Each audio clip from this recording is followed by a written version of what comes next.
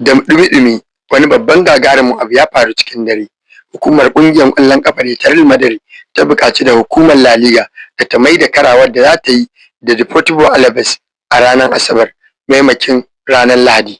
Ta buƙaci haka ne domin samun ƙarin lokacin hutu kafin karawarsu da ƙungiyar ƙwallon ƙafa ta Arsenal a gasar zakaran nahiyar Turai.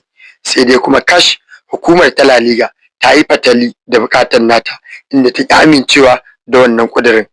In ba ku manta ba, a kwanakin baya ƙungiyar ta Real Madrid ta ce ba ta ƙara fitowa wasa muddin ba ta samu hutun da ya kai sama da awa 72 ba, inda ya kai ga aka tambayi shugaban na La Liga cewa kana da masaniyan cewa Real Madrid ta ce ba za ta ƙara fitowa wasa ba in dai ba ta samu hutun awa 72 ba.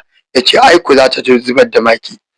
To kuna ganin a wannan satin Madrid za ta fito wasan ranar Lahadi sakamakon ƙin amincewa da La Liga ta yi na mai da wasan nata ranar Asabar? Ku aje mana wannan a comment section. Daga naku taskar wasanni TV, Misbahu ya Musa Gwada, MYG.